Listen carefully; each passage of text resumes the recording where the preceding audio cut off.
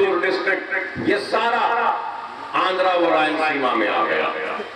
और इस वजह से आज यहाँ पे मजलिस का जरूरी है। इसलिए मैं आपसे कि ये असेंबली अलग बन जाएगी, आंध्रा रायलसीमा की अलग हो जाएगी। तो हम इसलिए आए हैं क्योंकि हम जहां से जीतते हैं वो हिस्सा तेलंगाना में चला जाएगा। तेलंगाना की असेंबली में ये शेरवानी वाले थे और दिखेंगे और ज्यादा भी होंगे। हम अगर यहाँ आए हैं तो इस कोशिश, इस ख्वाहिश, इस तड़प को लेकर आए हैं कि नया जो आंध्रा और रायलसीमा का एरिया है, इसकी असेंबली में भी मुसलमान और शेरवानी वाले एमएलए बने और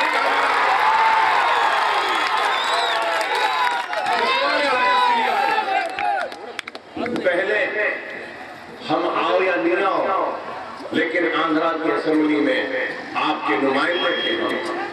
लेकिन ये अलग हो जाने के बाद आज हमारे लोगों को जीतना जरूरी है।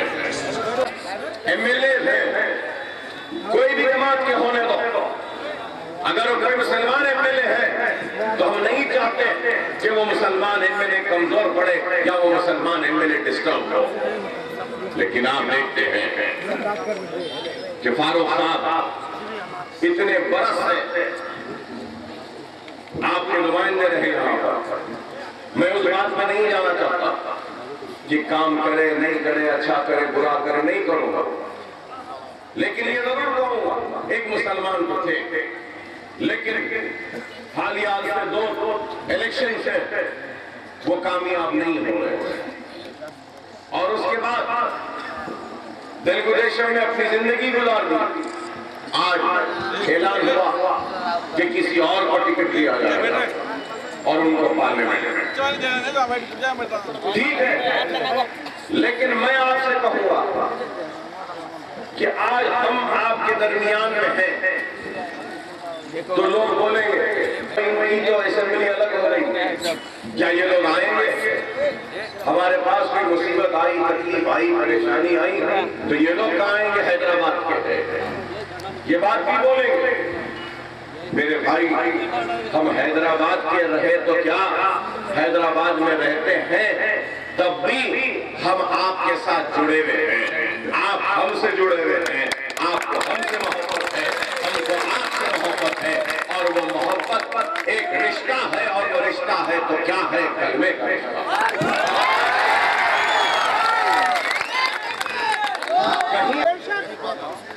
और मेरा हक है आप पर, आपका मुझ पर हक है, और वो हक है तो हमारा रिश्ता, और रिश्ता है तो कलमा का। आज आपको और हमको गौर करना है कि बहुत तो थे तूफान के परेशान हाल मुसलमानों के दरमियान में, अगर कोई आए तो उस वक्त के चीफ मिनिस्टर से पहले अगर कोई पहुंचे तो वो मजलिस इत्तेहाद मुस्लिमीन की करेंगे।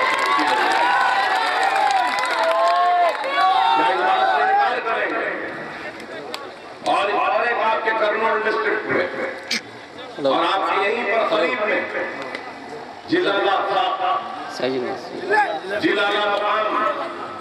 जिलाला के मकाम में मस्जिद पर हमला हुआ और कई वाक़यात हुए, तो फौरन जिलाला को जाने के लिए कौन आए थे? और मैं ये मजलिस और मैं आया था, मेरे सामने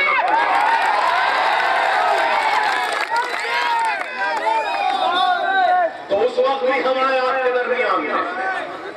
और फिर चित्तूर डिस्ट्रिक्ट में पालेर में क्या मस्जिद शहीद हुई तो वहां पर भी हमारे ही लोग गए, जाकर वहां पर भी मस्जिद को दोबारा बनाया। आगे और अदोनी है, अदोनी में के साथ हुआ, कर्फ्यू हुआ तो उस वक्त के साथ में परेशान हाल हमारे भाइयों के दरमियान में कौन थी? मजलिस इत्तेहाद मुस्लिमीन।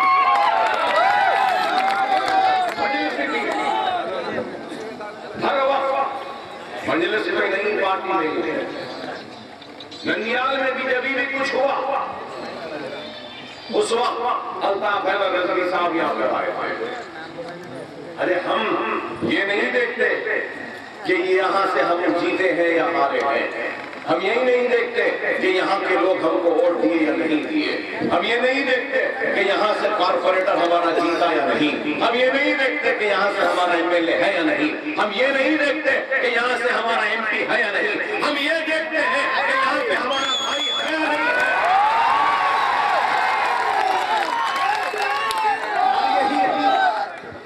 यही वजह है कि हम हर जगह, हर गांव, हर सरिया घूम कर फिर कर कोशिश कर रहे हैं दलित को एक प्लेटफॉर्म पर लेकर आए, मजलिस इत्तेहाद मुस्लिमीन से वापस कर रहे हैं। और यही बात आज सबको बुरी दिखती है। मेरे भाई, आप समझिए इस बात को कि मैं इतनी दूर से आपके दरमियान में आया हूं, बीमार हो, पेट में दर्द है और तो पकड़ कर आया हूं, इतना दर्द रखकर आया हूं, फिर भी आपसे मुखातिब हूं। तो किसके लिए हूं मेरे भाई? मेरी इज्जत के लिए नहीं, कोई दौलत कमाने के लिए नहीं आया हूं आपके पास। आपकी कोई जमीन मांगने नहीं आया हूं, आपकी कोई जायदाद मांगने नहीं आया हूं। सिर्फ और सिर्फ इसलिए आया हूं कि हमारी मौजूदगी से और इस जलसे से ये बात का एहसास दिलाओ कि नंदियाल शहर में भी मुसलमान हैं और जिंदा और कोई हमको ऐसे ही हथेली में जन्नत दिखाकर हमारे वोटों को नहीं ले सकता है। तो दुश्मन हमको बांट देता है, आपस में लड़ा देता है। इस लड़ाई में ना हो, जब एक लड़ाई हम पे डाल देते हैं और वो लड़ाई क्या होती है? ये बोलते हैं कि ये फातिहा देने वाले हैं, ये बगैर फातिहा वाले हैं। ये बोलते हैं ये अहले हदीस है, फिर कहते हैं ये अहले सुन्नत है, और फिर ये है वो है कह के हमारी ताकत को कमजोर कर देते हैं। याद रखो मेरे भाई, अकायद के झगड़ों में न जाओ। नमाज, रोजा, ज़कात, हज, कलमा, यही है हमारा बुनियाद। इस पर तवज्जो। हमको बांट कर, हमारे को तक़सीम करके हमको कमजोर कर, और इसके बाद भी अगर नहीं हुआ तो मुसलमान को पैसे के जरिए खरीद, क्योंकि मुसलमान गरीब है, परेशान हाल है, उसको खरीदते हैं। लेकिन याद रखो मेरे प्यारे मुसलमानों, वो मुसलमान जो एक मरतबा ला इलाहा इल्लल्लाह मुहम्मद रसूलुल्लाह कलमा पढ़ता है, वो अल्लाह के नाम पर फरोख्त हो चुका है, बिक चुका है, उसको और कोई खरीद नहीं सकता।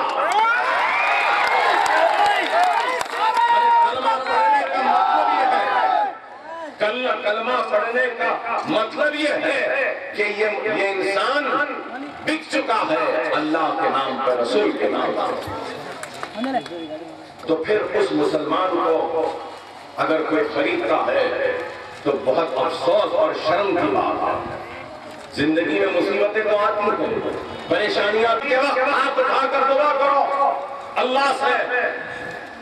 हुजूर सल्लल्लाहु अलैहि वसल्लम हदीस शरीफ में फरमाते हैं कि वो मोमिन जो हाथ उठाकर दुआ करेगा, अगर उसकी दुआ कबूल नहीं होती है तो उसके बराबर की मुसीबतें अल्लाह टाल देता है, या फिर उसके बराबर का अजर जन्नत में देता है। आपको मालूम हो एक इंसान जन्नत या दोज़ख में कैसा जाता है? तराजू का फड़ना है, एक फड़ने में नेकियां, एक फड़ने में बदियां आई हुई। अगर नेकी का फड़ना भारी है तो जन्नत, बुराई का फड़ना भारी है तो दोज़ख। जब दोज़ख में ले जाते रहेंगे तो फरिश्ते आवाज देंगे और कहेंगे, फरिश्ते आवाज देकर याद दिलाएंगे कि ऐ अल्लाह ये आदमी फुला वक्त ये दुआ मांगा था, तूने इस दुआ को कबूल नहीं की थी, उसका अजर दे दे। फुला वक्त दुआ मांगा था, वो दुआ को तो दुनिया में कबूल नहीं करा, ऐ अल्लाह उसका अजर दे दे। आपको मालूम जो दुआ कबूल नहीं हुई उसका अजर कितना मिलेगा? इतना मिलेगा, इतना मिलेगा कि एक बंदा चीखेगा, पुकारेगा और कहेगा कि ऐ अल्लाह काश तो मेरी दुनिया में मांगी हुई कोई भी दुआ कबूल नहीं की। बंदा पुकारेगा और कहेगा कि अल्लाह काश तो मेरी दुनिया में आएगा। अरे ये दुनिया में हमारा ख्याल, ये दुनिया में हमारा रहना, ये आरज़ी है, टेम्पररी है, टेम्पररी है। और यहां जो करेंगे ये हमारे साथ जाएगा। और इस दुनिया के बाद की जो दुनिया है वो सबसे बड़ी है। हुज़ूर सल्लल्लाहु अलैहि वसल्लम ने हदीस शरीफ में इरशाद फरमाया कि इस उंगली को समुद्र में भिगा दो, जितनी उंगली भीगेगी ये जिंदगी और समंदर आखिरत है बोले। तो समंदर की माने आखिरत की फिक्र करो, ये उंगली के भिगोने की माने जिंदगी की फिक्र ना करो। ये दुनिया तो खत्म होने वाली, ये जिंदगी खत्म होने वाली, नहीं मालूम कौन कब तक जिएगा। लेकिन इस दुनिया में हम जो करते हैं ना अच्छा काम, वही हमारे साथ जाएगा इस दुनिया से। ये समझो। और आज अगर कोई पैसे की थैली लेकर आया, हम बिक गए, कोई डराया डर गए, कोई धमकाया परेशान हो गए, हालात खराब हो गए तो बेबस हो गए, नहीं भी बंदा होता है अल्लाह उसी को मुसीबतों से परेशानियों से आजमाता। और अल्लाह हम उस आजमाइश में जो अल्लाह का शुक्र अदा करता है तो अल्लाह उससे राजी होता है, उससे खुश होता है। लेकिन अल्लाह से जो नाराज होता है अल्लाह उससे भी नाराज होता है। तो अल्लाह से नाराज ना हो परेशानी में, अल्लाह का शुक्र अदा करो और दुआ करो कि अल्लाह इस परेशानी को दूर करे, तो अल्लाह जरूर दूर करेगा। अरे ये है हमारा ईमान। अरे आपको और क्या बताऊं, मैं आपके सामने जिंदा खड़ा हूं तो ये दुआओं से ही खड़ा हूं, दुआओं से खड़ा हूं। 3 गोलियां 40 मरतबा पेट में मारे, 30-40 मरतबा हाथ पर मारे, आज भी एक गोली लेकर घूमता हूं, एक गोली अंदर है आज भी। किडनी खराब हो गए, ये अंतड़ियां इंटेस्टाइन फट गए, टूट गए 10 जगह से। एक इंसान की अंतड़ियां 10 से 11 फीट की होती है, मेरी छोटी हो गई 5.5 फीट की हो गई, बिल्कुल आधे हो गए। एक गुर्दा खराब हो गया, निकाल देंगे बोले, वैसी रखे थे, आज चल रहा हूं, घूम रहा हूं। ये सब कुछ क्यों हुआ? इस वजह से कि हमने, आपने जो दुआएं की थी हर शहर में, नंदियाल के शहर की मसाजिदों में भी दुआएं हुई कि अल्लाह अकबर ओवैसी को खड़ा है। मैं अल्लाह का शुक्र अदा करता हूं, रसूलुल्लाह सल्लल्लाहु अलैहि वसल्लम का सदका है और ये अल्लाह की दुआएं हैं, आप सब मुसलमानों की दुआएं हैं कि मैं आज जिंदा हूं। लेकिन बताना ये चाहता हूं कि देखो दुआओं में कितना असर है, दवाओं से ज्यादा असर दवाओं में होगा। और यही वजह है कि आज हम आपके सामने, और नहीं मालूम वो क्या काम है जिसके लिए अल्लाह ने मुझे हयात दी।